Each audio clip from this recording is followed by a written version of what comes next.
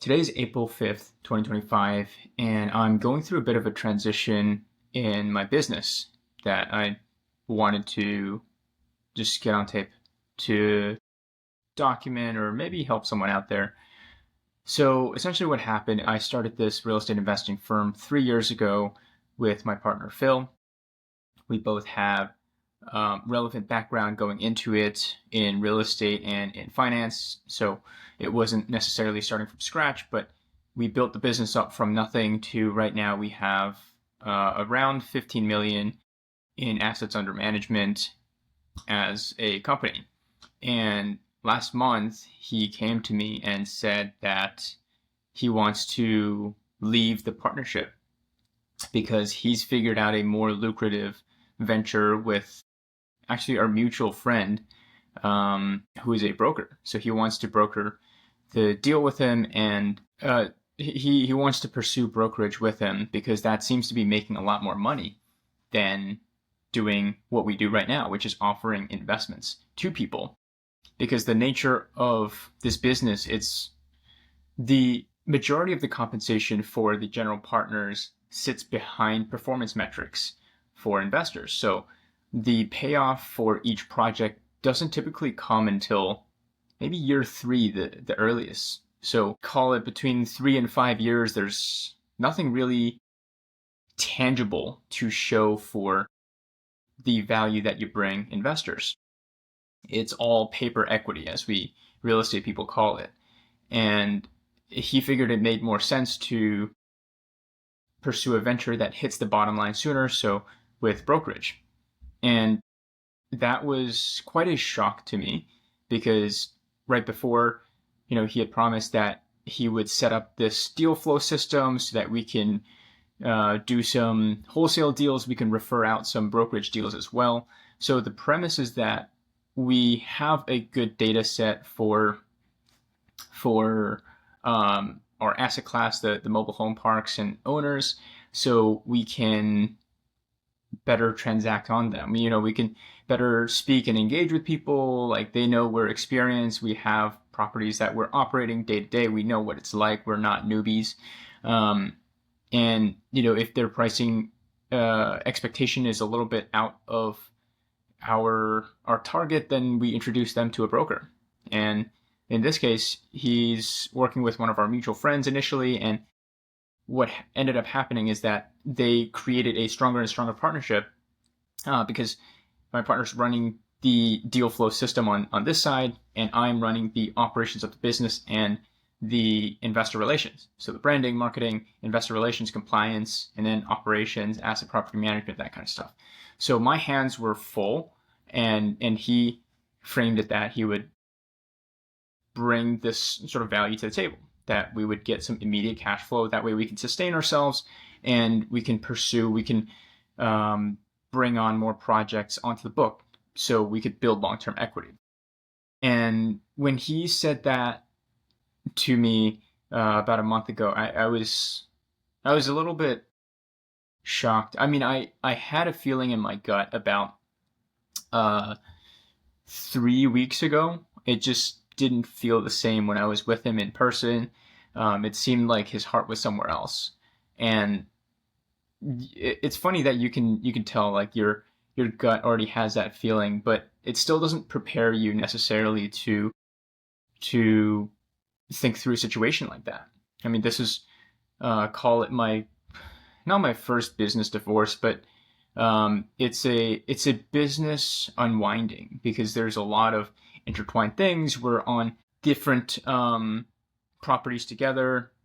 There's legal documentation. It's not just like two buddies getting together, deciding they want to team up to try to sell something. Like, no, there's like a lot of paperwork involved. This business has been built over 3 years. Yes, the contributions were never even. I mean, I've always been contributing a lot more and sacrificing and investing all this upfront time, effort, and resources to sort of build the company up with the goal that long-term things would be equal. And if it's not, then we discuss a different arrangement on how we would have our compensation be reflected as such.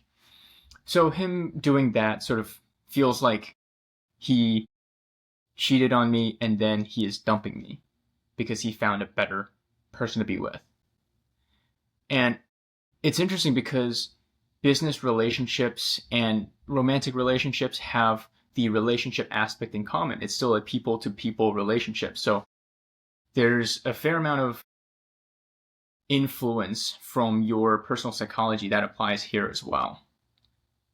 And so my first immediate reaction was to stay calm. That's just how I've trained my default version of my brain to be. I leveled with him. I was like, okay, well, what would you like? Where would you like to take this? So I let him do most of the talking. Turns out he didn't think through a lot of this either.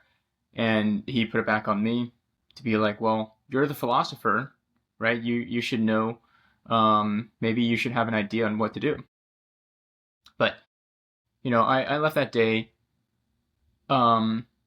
feeling a concoction of emotions. It was surprise, shock, betrayal, a little bit of heartbreak, despair, dread.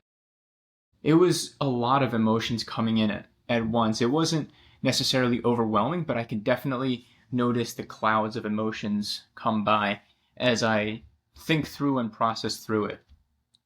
It was not an easy time because that was in the middle of the day and I had to compartmentalize that to go into my next appointment because I definitely don't want to bring that to my next appointment. So just to be present, compartmentalize what's going on, and to digest it later. I think that's been helpful. And then as I think through a lot of these thoughts and what actually to do, there's the mental side of it, and then there's the tactical business side of it, like what actually happens. So it was quite a lot because in addition to doing this was a huge project that was essentially dumped on my lap that I didn't expect to because I was in the middle of managing a couple of renewals for the existing properties that we have.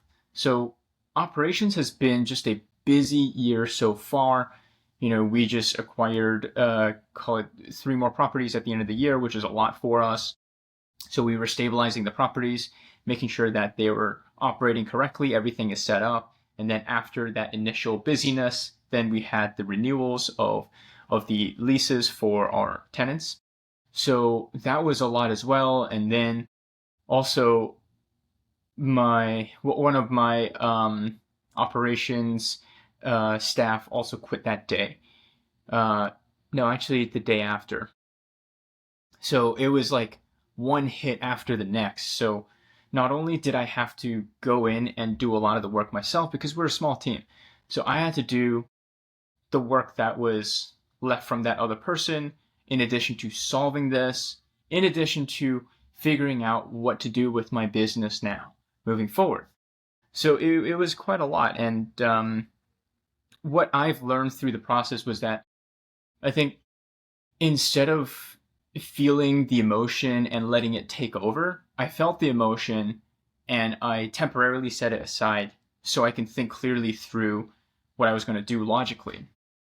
Because acting from a place of logic is generally the right thing to do. And then I reached out to quite a few of my peers and mentors to sort of get their take on my situation. Some gave me support, some gave me advice, some gave me perspective. And I learned that asking for help is a good thing because I would do the same for my friends too. But I feel like for a lot of people out there, at least for me, they just have this natural hesitation to asking for help. They don't want to be in debt to someone, so to speak, or they don't want to show their weakness or just be vulnerable. I think that's a lot of fear that a lot of us have. So reaching out for help, not immediately reacting in an emotional manner, planning things, and also feeling appreciative and seeing the positive in things. I mean, to me, it felt like what I said. I was cheated on and then I was dumped, and now I have to care for the baby and figure out how to raise it. That's essentially it, because my partner found a better venture with a mutual friend that I thought I was teeing up that relationship to benefit me as well. Turns out it didn't, and he's leaving for that partnership. And now I have to run the existing business to make sure that the ship doesn't sink and also figure out where to take the company from here. And I did this practically all alone, and it felt like a lot. Yeah, it was a lot, but I persevered. I saw the good in things. I think having that innate belief that things will be okay because I will make the best of any situation, that was tremendously helpful, because I saw the situation, I saw the silver lining in this situation, which is that, look, entrepreneurship is hard. 96% of entrepreneurs don't last 10 years in the game. And that's not to say that they're even profitable. So only 4% last. Who knows what percentage of that is actually profitable too. So entrepreneurship is hard, without a doubt. And this is what hard looks like. Entrepreneurship, and the beauty of it isn't necessarily the money that you make or the value that you bring the world. It's more so who you become as part of that process. So I think this experience so far has taught me to be a better processor of events, emotions, and not let things rattle me. Just things will come up. This seems to me like a huge deal, but down the line, it's probably just a Tuesday. So getting used to that feeling, and feeling appreciative that this happened now as opposed to down the line. If we have 50 properties together, that's going to be a huge unwinding as opposed to 5 or 6. That's easier. So those are just some of the thoughts that came to mind. I figured to share them. There's certainly been a lot of lessons, and also I will say that my wife and her support for me, her contributions to my life shone through at this moment. I haven't traditionally needed to depend on anyone, and I've been independent for very long, and that's sort of part of my nature, being an only child, living in different countries and establishing friend groups from nothing. I learned to be very independent at a very young age, and leaning on people was not something I'm used to.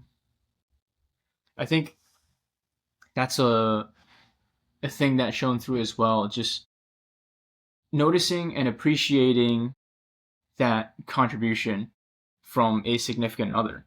And really, that was what elevated my feelings for her. And I feel this is beyond love. This is loyalty. Because love is a feeling, but loyalty is a commitment. And being loyal to someone is one of the most expensive traits out there. Because when you're loyal to someone, you say no to the other possibilities, and that no can bring opportunity cost.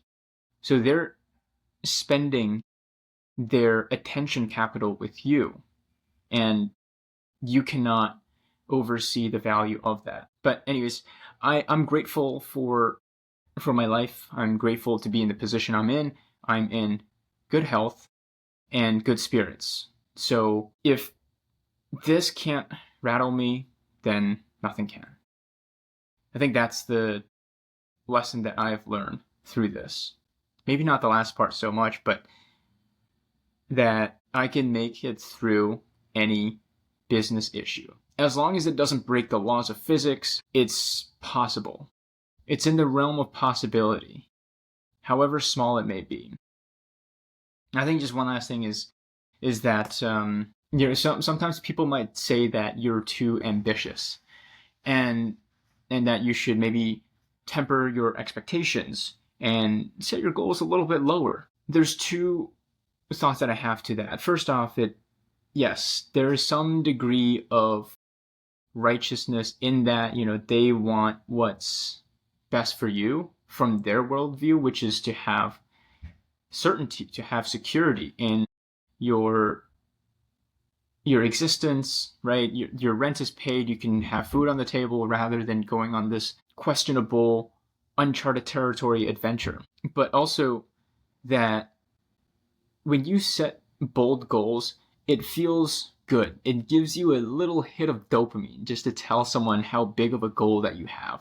We all remember, when we were 22, 23, we thought we could set the world on fire, and we had huge, massive dreams. That not necessarily you have to give up, but just you believed with your whole heart that is possible. And then you slowly learn how far you are from that moonshot goal. Okay, well, this is going to require some work. And that's where a lot of people drop off. And that's why 96% of entrepreneurs don't last it past year 10. So when you're setting goals, if you're one of the ambitious ones, which all the successful people are ambitious, you'll notice that the successful people are ambitious, but not every ambitious person is successful, because not everyone succeeds at manifesting their vision. It takes persistence, consistency, tenacity, iteration, resources, and leverage. It takes so much to manifest success that it's natural that not everyone has it, because everyone wants what everyone wants, right? I want six-pack abs. I want to be 180 pounds and be 10% body fat, but why don't I, right? I mean, I'm in okay shape, but I don't have that because it's hard to get, right? And people don't realize that. And some people just assume that, like, as long as they dream big, they will receive it, right? The secret says ask, believe, and receive. But I think they miss out part 2B, which is ask, believe, execute, iterate, execute, iterate, execute, iterate, execute, iterate, fail, fail, fail, fail, fail, fail, succeed a little, fail again, fail, fail, fail, reinvest, and then succeed. Because it takes so much to succeed, especially when you're in entrepreneurship, because what does the world value, right? Like, there's so many copycats out there. Like, what you see is just so generic that most people don't watch your content, or they don't buy your stuff because, like, what's special about it? What's compelling to them? So for you to find out a way to offer it so compellingly, it's not easy. In fact, Mark Cuban, I saw a Facebook post of him clapping back at an employee who was, throwing shade at him on social media. And Mark Cuban was saying that he's owned the Dallas Mavericks for 23 years, and 21 of them were not profitable. So imagine this, almost your entire life. I mean, if you're a similar age to me, almost your entire life is spent on a project that is losing money, that you were feeding it rather than it feeding you. When you make investments, you're like, okay, what is my return on it? Nothing. You're dumping money into it. It's asking you for a return. And that's not a good feeling. Right now, if you look at the real estate market, there's a lot of houses that just the math doesn't add up. You'll hear that a lot because the rent won't be enough to cover the mortgage and expenses, and especially if there's a tenant that is moved out. So I've had properties that I was paying the tenant to live there, so they cannot pay me. So it's a different feeling when you're in that realm, right? I mean, risk to get reward, you must expose yourself to risk. Because then, if things are so safe, why should you get a reward? It's like government bonds, right? Treasury bills. Treasury bills give you 3% because even it has risks. The U.S. government could collapse. It's a non-0% chance that it could. Hence why it offers a little bit of return on your money. So that's another distinction in life, that you need to take calculated risks that get you closer to where you want to get to, and that you should also enjoy the journey that you're on. Especially if you're an entrepreneur, it's in equal parts about the journey as it is the destination. Because A, the destination won't be there for a long, long time. But B, that if you can relive this moment right here, right now, come back to here, you would appreciate it. You know, let's say, okay, there's an exercise that you can do. You know, pretend like if you close your eyes, you pretend like you're your 85-year-old self, and you take some time to truly visualize that. Feel it. What do you see? What do you feel? What do you hear? What do you taste? What do you smell? Who's around you? What do you see when you look at your phone? Is there even a phone? If you think about that. And then all of a sudden you just click and you're in the present day. Wow. You're back in 2025. You are where you are, and you look down. Your hands look a lot less wrinkly, and you have your youth. Your skin is elastic. You're in your body in 2025. And how would you live it? Right? Anyway, so there's certainly a lot to think about. I love philosophy. I love introspecting because I think it helps me understand better who I am and how I process certain thoughts and certain situations. And also, when I bring awareness to that, then I have a certain degree of control over how I respond to it. And that's the value I get from the introspection. I do a lot of journaling. I organize things into systems to keep my sanity, frankly, but also to just not lose a thought, because our minds are so powerful. It has the ability to think up some of the most valuable, tremendous treasures out in the world. If you think about it, Walt Disney, right? Mickey Mouse came from his head. It's crazy. So, what can come from your head? Have you ever thought of that? It's a nice little exercise that you can do. But anyways, those are just some thoughts. I'm rambling now, so I'll catch you next time.